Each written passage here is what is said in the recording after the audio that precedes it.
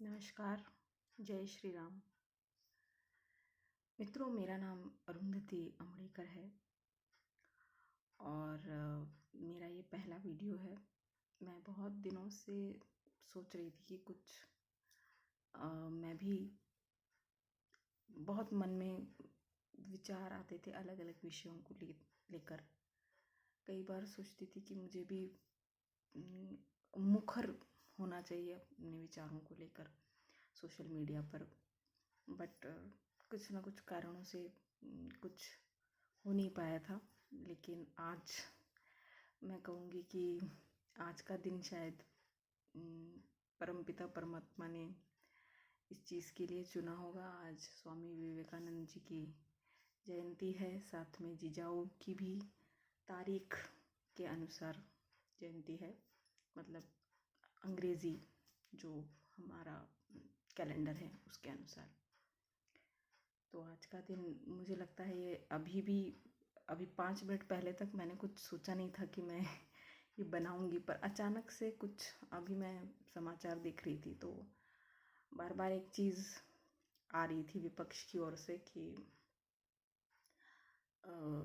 राम मंदिर में लगे हुए हैं नरेंद्र मोदी जी, मंदिर जा रहे हैं बस, और कुछ नहीं कर रहे हैं, विकास की बातें नहीं कर रहे हैं, ये नहीं कर रहे हैं, वो नहीं कर रहे हैं, पता नहीं क्या क्या, मतलब असंबद्ध, इलॉजिकल कुछ भी तर्क देते हुए विरोध कर रहे हैं। उन्होंने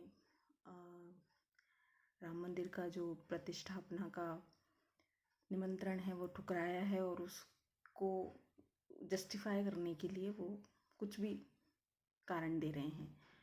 तो आज जो एक अभी कोई नेता शायद कांग्रेस के बोल रहे थे कि विकास के कोई बात नहीं कर रहे हैं, सिर्फ मंदिर मंदिर हो रहा है भाजपा का। तो मुझे बस यही पूछना है विपक्ष से कि आज नासिक में जो उन्होंने अपने 11 दिन का जो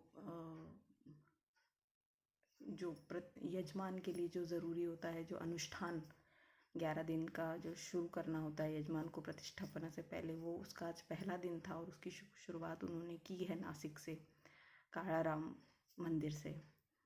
तो उसके साथ ही उन्होंने अटल सेतु का लोकार्पण भी किया, उद्घाटन भी किया, अब जनता को वो समर्पित किया है। तो मुझे ये विपक्ष से पूछना है कि ये जो अटल सेतु है, ये मोदी जी ने क्या अपने मॉर्निंग वॉक करने के लिए बनाया है क्या? वो इस पे रोज़ खुद चलने वाले हैं क्या? इस पे आम जनता ही ट्रैवल करने वाली है? मोदी जी तो कभी कभी आएंगे, तो विकास कार्य कहाँ रुक रहा है मंदिर के निर्माण में के बीच या प्रतिष्ठापना के कार्यक्रमों के बीच? कितनी सारी योजनाओं का उन्होंने लोकार्पण किया है। विकास के काम अपनी गति से चल रहे हैं और मंदिर का काम अपनी गति से चल रहा है, और मंदिर का काम भी कोई जनता से अलग नहीं है, ये भी और जनता के लिए ही हो रहा है। और सरकार किसके लिए होती है? बार बार ये एक जो चीज़ है, मैं सुनती हूँ कि हम धर्मनिरपेक्ष हैं और सरकार मंदिर क्यों बना रही है, मंदिर से क्या लेना देना है सरकार का, ये तो लोगों का निजी मामला है।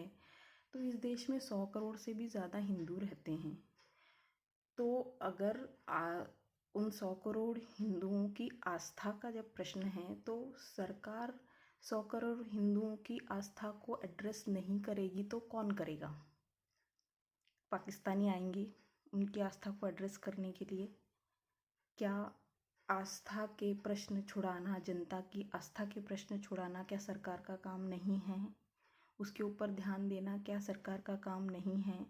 मुझे एक बात बताइए कि जब कोई आम जनता, कोई भी आम आदमी, उसके यहाँ कोई इंसान बीमार हो जाता है, कोई बहुत ही ऐसा बीमारी हो जाती है कि मुश्किल है कि बच पाएगा या नहीं बच पाएगा, भले ही उसके पास बहुत पैसा है, इलाज करवा सकता है, वो कहीं भी जा सकता है, लेकिन एक ऐसा समय आता है कि उसको भगवान ही याद आते हैं।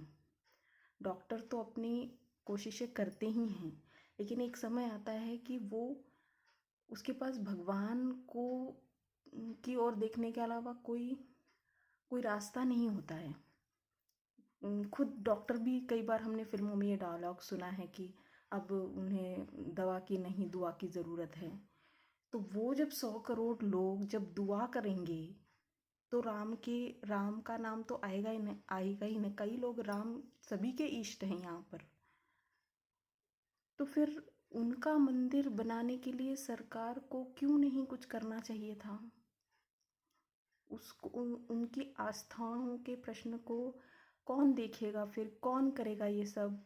क्या जनता खुद ज़मीन में बिना किसी लीगल मतलब कार्रवाई के, या मतलब कानूनी, बिना किसी कानूनी प्रोसेस के वो खुद जनता अपने मन से मंदिर बना सकती थी क्या? सरकार को ही करना चाहिए था ये, और सरकार ही कर सकती थी जो उन्होंने किया है 500 साल से। जो चीज़ ज़बरदस्ती कांग्रेस के लोग घसीटे जा रहे थे, जिसकी कोई ज़रूरत नहीं थी, जो बहुत पहले सुलझाई जा सकती चीज़ उन्होंने जानबूझकर नहीं सुलझाई। और अब चूँकि बीजेपी की सरकार आने के बाद ये मसला सुलझ गया है, तो आप लोगों को क्यों परेशानी हो रही है? विपक्ष को क्यों परेशानी हो रही है? और ये जो उत्सव जारी है, इसमें हिंदू मुसलमान सब हैं। अभी 2 बहनों का मैंने न्यूज़ में मैं देख रही थी कि वो मुसलमान हैं और वो पैदल जा रही हैं अपने अपने जिस शहर में वो रहती हैं वहाँ से अयोध्या। तो आप किस किस आधार पर ये कह रहे हैं कि ये सरकार जो है ये देश विरोधी है, ये लोकतंत्र विरोधी है, इसने जनता के लिए कुछ नहीं किया है, ब्ला ब्ला ब्ला। तो मुझे बस यही कुछ चीज़ें कहनी थी जो बहुत दिनों से मन में थी। और आज पौष शुक्ल प्रतिपदा के दिन मैं अपने इस YouTube चैनल का भी लोकार्पण कर रही हूँ। तो कृपया आप ज़्यादा से ज़्यादा व्यू देखें, मतलब मेरे वीडियो को। अभी तक मैं इतनी इसमें यूट्यूब वीडियो और ये यूट्यूबर का ये जो पूरा जाल है, इससे इतनी ज़्यादा अवगत नहीं हूँ चीज़ों से। मैं जस्ट कुछ शुरू कर रही हूँ। तो ज़रूरी नहीं है कि मैं सिर्फ राजनीतिक विषयों के बारे में बोलूँ, मैं कई अलग अलग चीज़ों के बारे में भी बात करूँगी। और मेरे छोटे छोटे वीडियो होंगे, क्योंकि मैं बहुत ज़्यादा भाषणबाजी नहीं कर पाती हूँ। मेरा एक अपना तरीका है। और मैं अभी भी मैं कुछ लिखा हुआ नहीं है, जस्ट चीज़ें जो मन में आ रही हैं वो मैं बयां कर रही हूँ। तो आज का ये जो क्या कहते हैं श्री गणेश मेरी ओर से हुआ है, मुझे लगता है कि आप लोग सभी इस वीडियो को पसंद करेंगे। और मैंने जो बात रखी है उसमें आप अपने फीडबैक भी दे सकते हैं।